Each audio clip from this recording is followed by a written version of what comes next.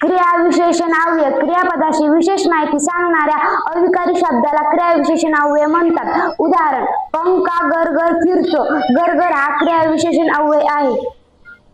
शब्दयोगी अव्यय जो शब्द वाक्यातील एखाद्या शब्दाला जोडून येतो व ज्या शब्दाला जोडून येतो त्या शब्दाचा त्याच वाक्यातील दुसऱ्या एखाद्या शब्दाशी संबंध दर्शवतो त्याला शब्दयोगी अव्यय म्हणतात. उदाहरणार्थ, पुस्तक टेबलावर आहे. वर हे शब्दयोगी अव्यय आहे. क्रियाविशेषण अव्यय व शब्दयोगी अव्यय यांच्यातील दोन्ही शब्द सारखीच आहे, परंतु त्याला ओळखण्याची एक ट्रिक आहे ती आम्ही तुम्हाला सांगणार आहोत.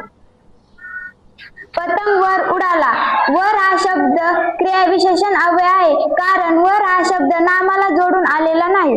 यामध्ये पुस्तक टेबलावर आहे. यामध्ये शब्दयोगी अव्यय वर हे आहे कारण नामाला वर हा शब्द जोडून आलेला आहे. रमेश काही वेळ थांबला व नंतर निघून गेला. नंतर हे क्रियाविशेषण अव्यय आहे. नंतर हे नामाला जोडून आलेले नाही म्हणून ते क्रियाविशेषण अव्यय आहे. नंतर हा शब्द इकडे पण आहे परंतु तो सूर्योदयानंतर आला. नंतर हा शब्द नामाला जोडून आलेला आहे म्हणून ते शब्दयोगी अव्यय आहे. येथून शाळा जवळ आहे. जवळ हे क्रियाविशेषण अव्यय आहे कारण ते नामाला जोडून आलेलं नाही म्हणून ते क्रियाविशेषण अव्यय आहे.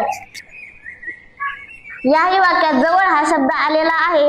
मला देवळाजवळ काका भेटले. जवळ हा शब्द शब्दयोगी अव्यय आहे कारण की तो नामाला जोडून आलेला आहे म्हणून हा शब्दयोगी अव्यय आहे.